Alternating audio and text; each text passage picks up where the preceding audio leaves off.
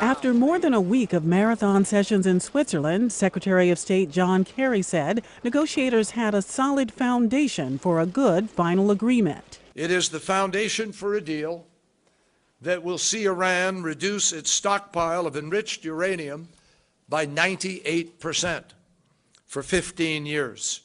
As part of that plan, Iran would not enrich any uranium at one facility for at least 15 years and limit enrichment at a second one.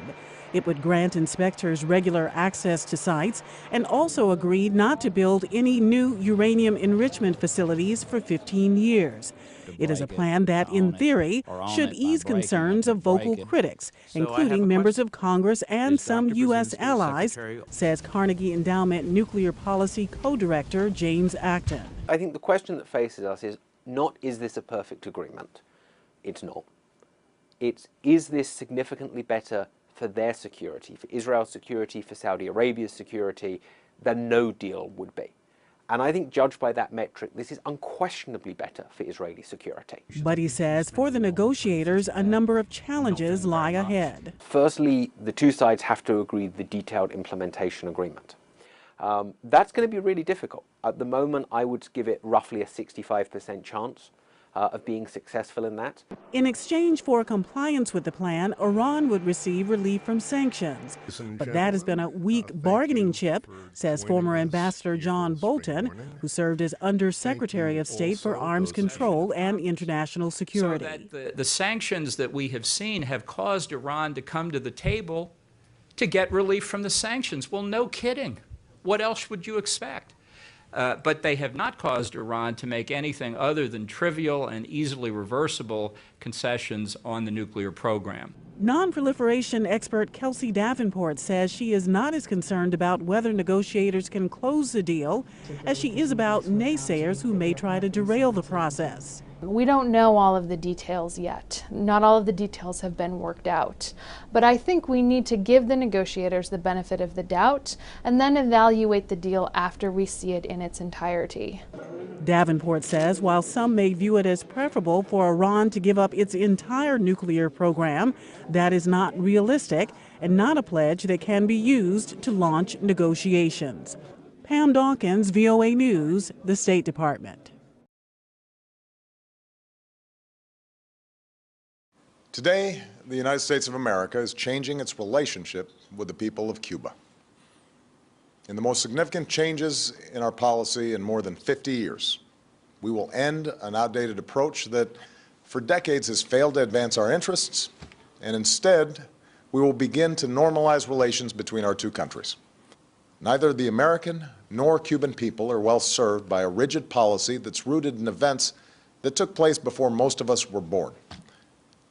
I'm now taking steps to place the interests of the people of both countries at the heart of our policy. First, I've instructed Secretary Kerry to immediately begin discussions with Cuba to reestablish diplomatic relations that have been severed since January of 1961.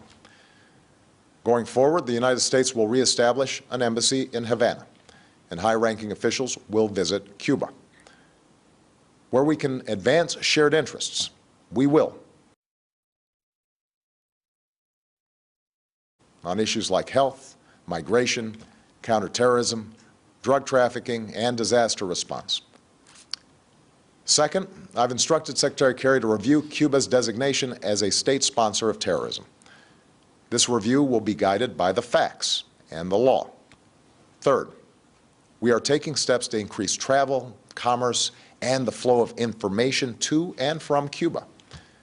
This is fundamentally about freedom and openness, and also expresses my belief in the power of people-to-people engagement.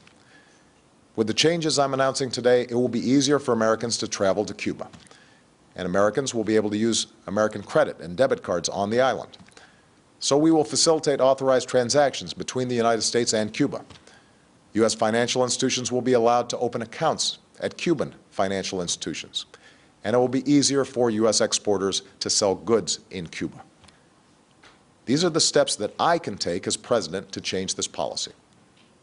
The embargo that's been imposed for decades is now codified in legislation. As these changes unfold, I look forward to engaging Congress in an honest and serious debate about lifting the embargo.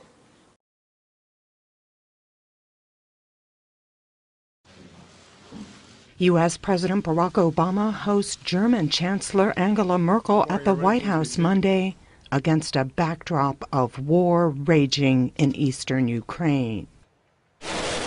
While Obama is facing mounting pressure at home to arm Ukraine in its battle for the East, Obama signaled he has made no such decision yet. Now, it is true that if, in fact, diplomacy fails, what I've asked my team to do is to look at all options. What other means can we put in place to change Mr. Putin's calculus? And the possibility of lethal defensive weapons is one of those options that's being examined. But I have not made a decision about that yet.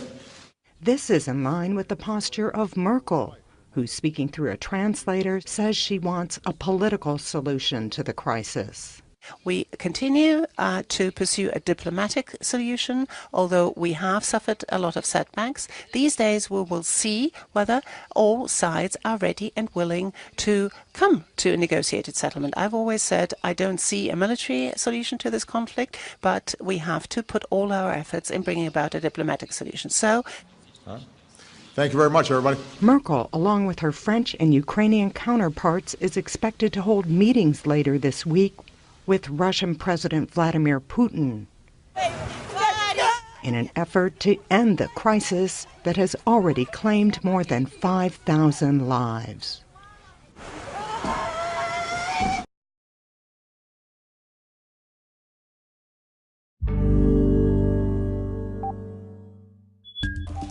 This is an ambitious goal, but it is an achievable goal.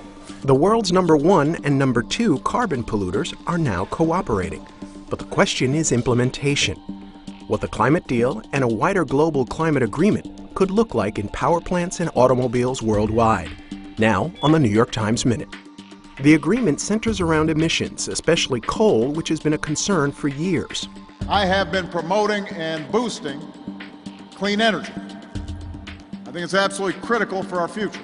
But remember that coal powers 39% of the electricity in the U.S. and 80% in China.